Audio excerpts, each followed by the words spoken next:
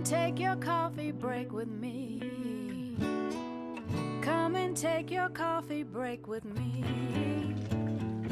Come and take your coffee. Come and take your coffee. Come and take your coffee break with me.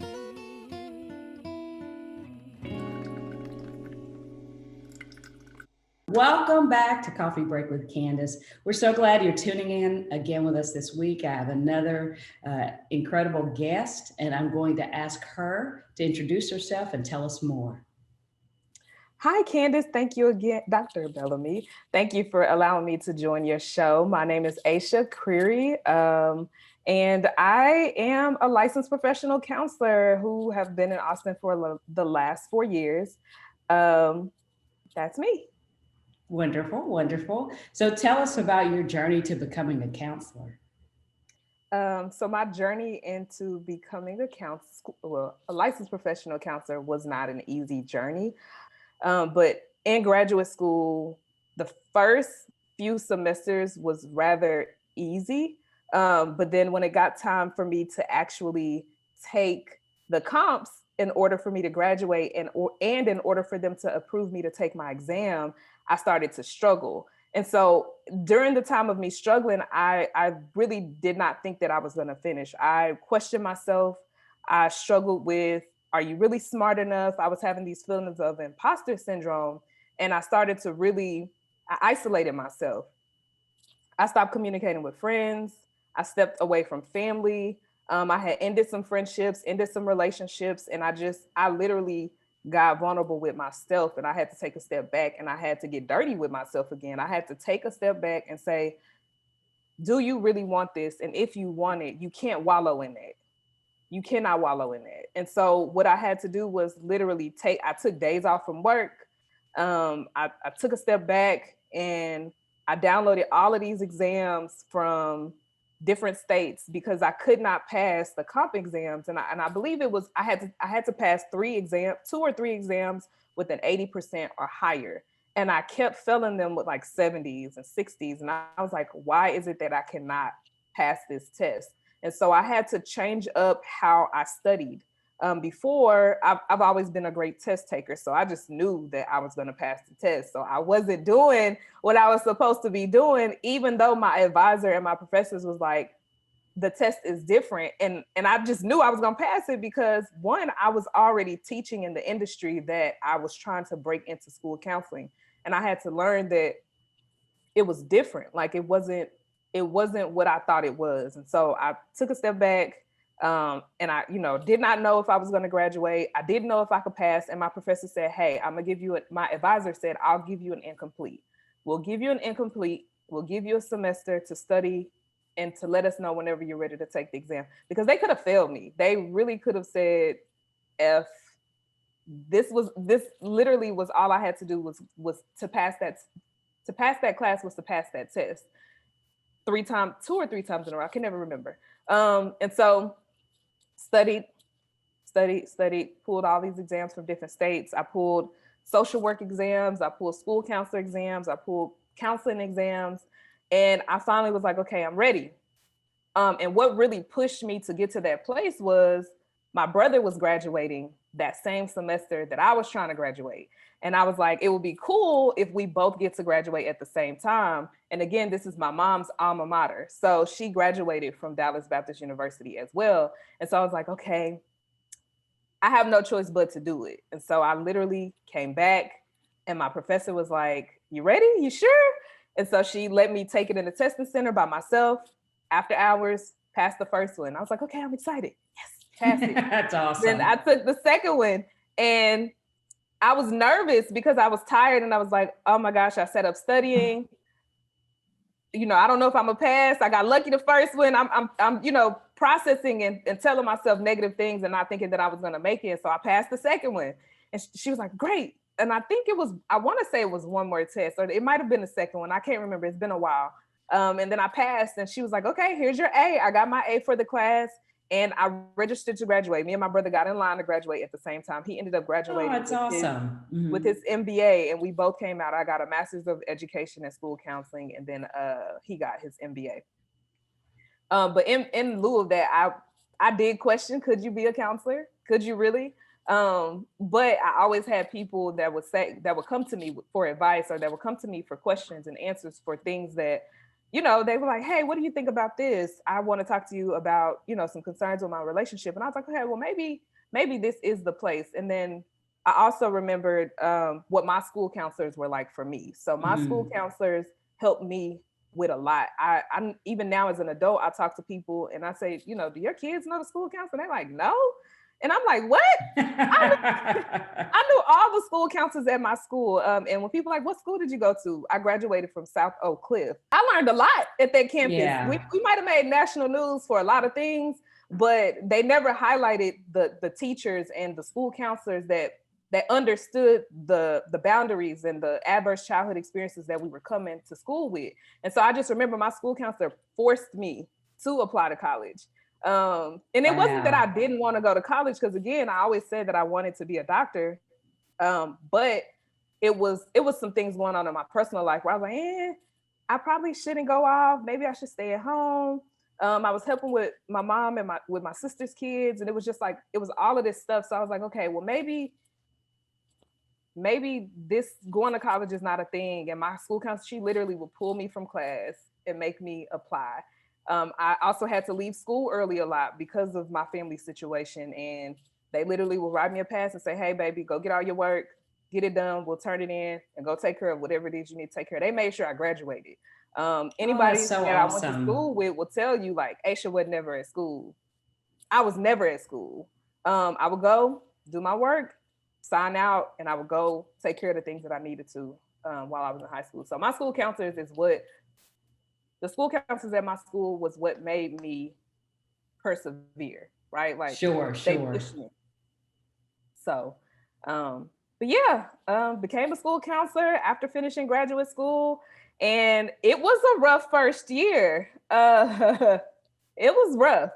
And what does that mean when you say it was rough? Tell it, like, if you could share, as much as you're able to share. Yes.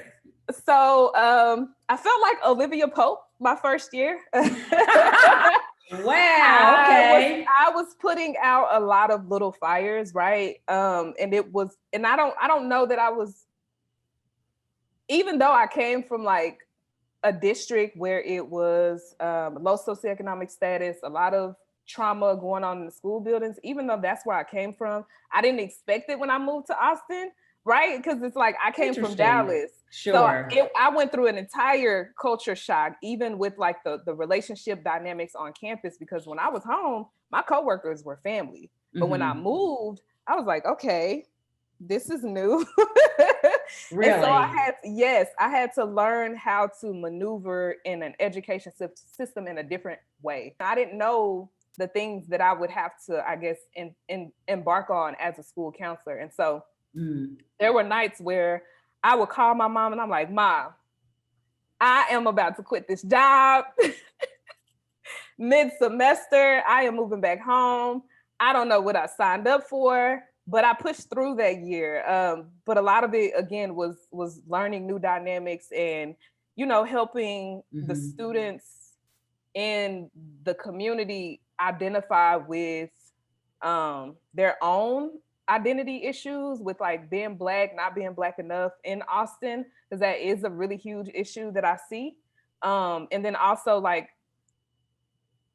teaching them how to be self-confident in who they are. So I did do a lot of that. I would have teachers bring me kids and say, hey, can you help them with their hair? And we'd have a whole beauty session in the room, in the office. And I literally learned a lot my first year, but I also experienced a lot my first year, and I was not ready for that. But how have things changed for you as a counselor working during a pandemic? I love human interaction. So even though I'm not a touchy-feely person, I enjoyed the hugs that my kids used to give me. They would literally run up to me and say, give me a hug, Missy. And I'm like, move, what are you doing? But I did it, out of fun. So I miss having that human connection, that face-to-face with my kids, where they literally can come into my office and sit whenever they were struggling with something. I miss that. I am not in a school counseling realm anymore, but that was what I kind of was still doing it right when the pandemic had began.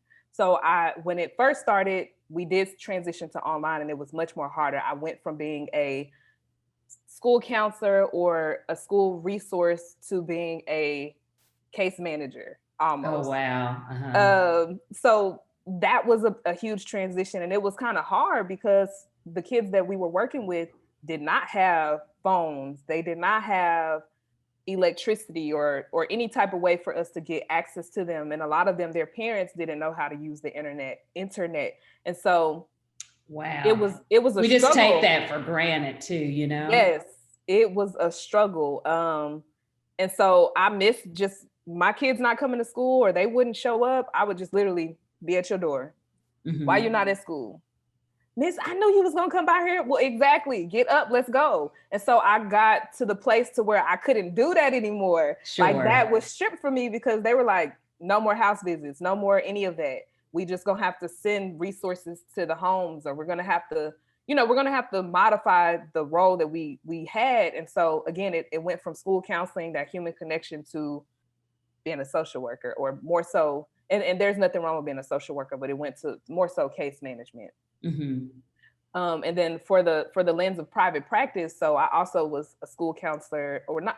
When I finished, I was not a school counselor, I was a specialist.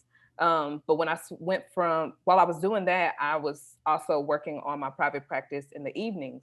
And so I went from seeing clients in the office at night to seeing clients online. And that was hard for me because I'm one of those people that don't like change. I just upgraded my iPhone 6 to a 12. So I'm one of them people, it takes a while for me to change. And so as a school counselor, as a licensed professional counselor in private practice, I went from being able to see my clients in person to, do you offer online services? And I was probably the last of my friends to offer that. I did not want to do it. But then when I realized I didn't have access to cleaning supplies or the things that I would need to make sure that my clients would stay safe, it became a lot more harder. With the adults, it was easy, but working with children, it's a lot harder because you have kids that I was supporting with play therapy. So now I'm having a transition to video game therapy. I'm having a transition to music therapy. I'm having to be a little bit more interactive in a different way. Although it's working, it's still a lot harder when it's smaller children because their capacity to maintain focus is 15 minutes. So let me just clarify. So you were, a school counselor, but you transitioned to private practice? Yes. Okay. And when did you make that transition? October of last year. Oh, okay. Wow. I always worked part-time. I worked for myself part-time from May of 2019 in the evenings. Okay. And on the weekends. And then when the pandemic hit, I had saved enough money. I had made a cognizant decision to take a step, take the leap. I was scared. I put it off for about 2 months before I actually sent in my resignation letter. And what made you make that decision where you felt like this is the next step for me, the next natural leap in my journey? I would say I had always had a plan, right? At the beginning of last year, I told myself, I said, hey, you're going to quit your job by December. My goal was December, mid-semester. And I went back and forth when COVID hit. I was like, I don't know about that. I don't know. But then as I started to get an influx, I was like, okay, I'm needed elsewhere now. Like I'm holding this job. I'm holding this position. Don't get me wrong. I was effective in it. I was holding it, but somebody else needed that. Somebody else needed that position that I was just holding on to. And so I just was like, we're in a pandemic. People need jobs. I'm going to take it. So I took the leap. Of course, I had saved and put money in place. I had hired a secretary before I quit. So I was working. Wow. Okay. Wow. So this is, that's really incredible too. Yeah. So I was able, I put things in place before I actually took the leap. I wanted to make sure that one, I can afford to pay my secretary. And two, make sure that I could afford to live off the income that I was bringing in while also taking care of someone else, while also covering the office space rent. So I made sure that everything was taken care of in that way. So that's what really made me take the leap. And then I also saw how much money I was making per hour working 8 hours, and I compared it to how much I was working for 4 hours or 3 hours. It was the same amount of money. So I was like, okay, I can work 3 hours during the day and keep my hours at night, and I'll be making what I was making over here. And so it was also a numbers thing. Well, but you have to look at all that. I mean, and I'm a big believer in that. You definitely want to help and make a difference, but you also have to make a living. And just, you have to look at things from multiple perspectives as a business owner. Yes. And so, yeah, and I think that's another part of your story that I love too, is that taking that leap of faith, but also in a realistic manner, saying, okay, I have a business, I have to make a living. There's also someone else that works for me. I have to make sure that person is taken care of as well. I mean, it's multiple things. It's not just you wake up and have this, thing where you just, oh, I'm just going to go and do this. There's preparation and planning that has to happen. And it's obvious you've done that. And you've had this interesting journey along the way too, which I think is really cool, because I think, in life, we are under the impression sometimes that if we're meant to do something, that it's supposed to be this, straight, easy road and everything falls into place, but it doesn't. There are obstacles, there are times that things don't go as planned, and you have to figure it out. And if that's where you feel you're supposed to be, you got to keep it moving. And so you've done that. Like, it's, again, I love stories where people are doing what they love, which obviously you are, but that, there were some things along the way, some challenges, and you kept going. I mean, that says so much about you, and your love of kids too. Like, that's really cool. So, yeah. I miss them. I miss the school system. Yeah. But I'm also still supporting children outside of that, right? Like, now I can be just the counselor. I don't have to be the counselor, the mediator, Olivia Pope, the damage control. I don't have to be, I don't have to be all of that. And so it was great being able to go through that journey. And so I also plan to go back and be a mentor in some way, or start some type of program where I can support. So right now I do volunteer with Hearts to Heal in Austin, and I support them with some of the initiatives that they have going on for youth, them in the Horge camp. So yeah, it's been quite a journey. I've done other things too. In process of being a school counselor, I worked part-time as a licensed professional counselor intern, because they recently changed the terms of that. I did that on the weekends in San Antonio. So I literally would get up every Saturday and Sunday and drive to San Antonio. And there I worked on the suicide ideation depression unit. And then I also worked on the active duty military unit, or milieu. And then I also worked on the acute psychotic disorder side. So, wow. So I did that on the weekends. And I worked private practice at night, and I was a school counselor. So I really don't know how I did it. And then I, worked on other projects. I just branched into real estate with my brother. And so I was doing that too, studying in the middle of the night. Like, my friends say, do you sleep? Yeah.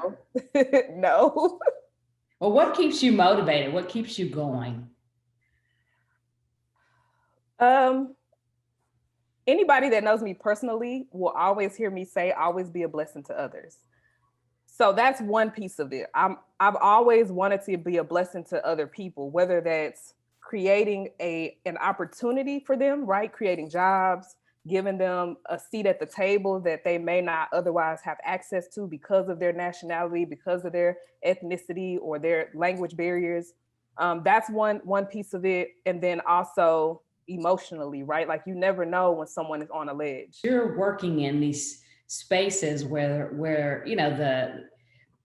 the situations are challenging, and you remain positive. So, and how are you able to do that? One is, I'm empathetic, right? But I am not an empath. And so I spend a lot of time supporting people through the process. I'm okay with getting dirty with you. I'm okay with being in your vulnerable space with you. I'm okay with that. And a lot of what I have to do or have taught myself to do, of course, is self-care. Anybody that knows me knows that Friday is for self-care. Every Friday at the end of the week, I go to the gas station at the end of the street. I go get some snacks. I don't cook. I don't clean. I just be. I watch whatever TV shows I want to watch and I do it. That's one piece. Another piece is when I close my laptop, it's not my job to worry for you. Don't get me wrong. I'm empathetic to the situation and I'm empathetic to what you're going through, but I can't hold that. That's not mine to hold on to. So I've had to process that with them. And once I processed it and I finished my notes for the day, I can't hold that for you. And so I shut it down there. And then I'm always open to trying new things. So that's something that's self-care for me. I picked up aerial arts recently, this past 4 months. And so I'm learning aerial arts because I have a fear of falling, but I always wanted to learn it because I didn't have access growing up where I was. But I try new things and that brings me joy. And so I just, again, set a boundary with the people in my life as well. Because I am the therapist of the group. Yeah. Oh yeah, I'm sure. I do get a lot of questions. Well, can we talk? And I'm like, no. Yeah. And they're like, you're the strong friend. And I'm like, no, I can't. I'm sorry. I can't be your friend and your therapist. I can't be your friend and your daughter. I can't be your friend and your sister. I can't be your friend and your best friend. I can't do it. Yeah. And so I just set that boundary. And again, like it's one thing to ask questions about something, but it's another thing where you're calling me to dump on me because I know Sure. I have this relationship with you and I care about you and I love you. But if you're calling me and consistently struggling with the same thing, you're forcing me to wallow with you. And that's not something that I'm willing to do. So we're going to now go to my segment called Who Said That, where I will give you a quote and a clue, and you get one guess. And if you tell me who said that, I will donate a modest amount to the charity of your choice. Okay. So what is your charity today? Hearts to Heal. Can you tell us a little bit about it? So Hearts to Heal is a nonprofit that focuses on grief's peer support through grief, or grief peer support. Sorry, I'm saying that backwards. Mm-hmm. So they are working on providing additional resources for people of color, veterans, to obtain resources for grief, to offer support with grief, and then also a learning component where family members and friends are able to go and say, hey, like we want to learn how to support our family and friends with grief. So can you provide us with a resource? And so they have an online course, and they have just a variation of things that they do throughout the year that supports those who are going through grief, because our grief looks very different than other people's grief. We don't typically get to grieve. We have to take it and keep it moving a lot of times because we are living through survival in our community. So. Sure. It sounds like a wonderful organization. And so the quote is, everybody should do at least 2 things each day that he hates to do just for practice. Everybody should do at least 2 things each day that he hates to do just for practice. And would you like the clue? Yes. Okay. So the clue is this person was a psychologist and philosopher who had a major influence on the development of psychology in the United States. Among his many accomplishments, he was the first to teach a psychology course in the United States and is also referred to as the father of American psychology. He was also known for contributing to functionalism, one of the earliest schools of thought in psychology. His book, The Principles of Psychology, is considered one of the most classic and influential texts in psychology's history. He was also the brother of the noted writer Henry James and diarist Alice James. Okay, I think I know who it is. Okay. Because I remember that book. William James? Yeah, it is correct. Congratulations. That's awesome. Thank you. I was like, I know that. They made us study that hard. Yeah. So any final words before we wrap up? Always be a blessing to others.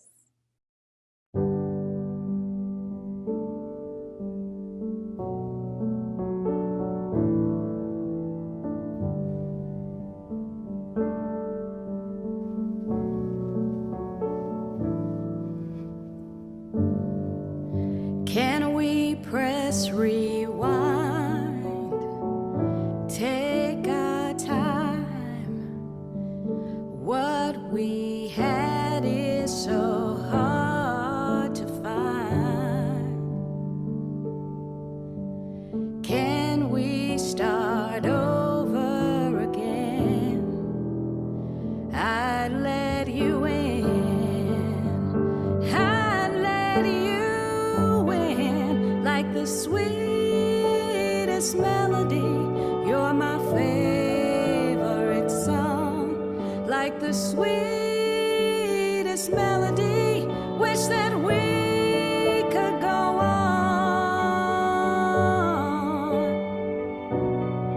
Wish that we could go on.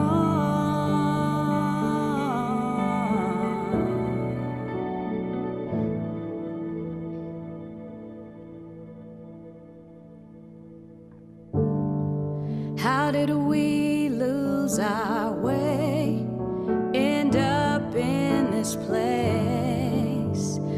Wish you would hear what my heart has to say. Can we start over again? I'd let you in.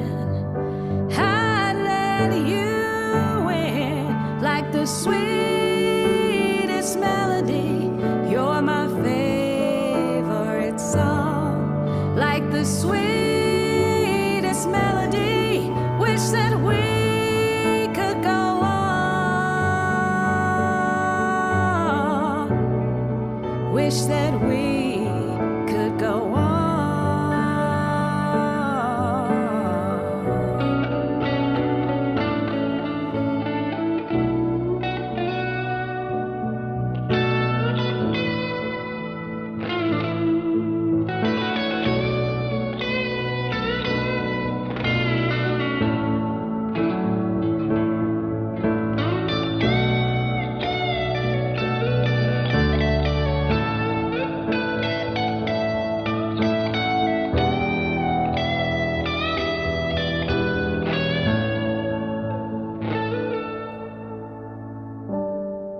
Like the sweetest melody, you're my favorite song.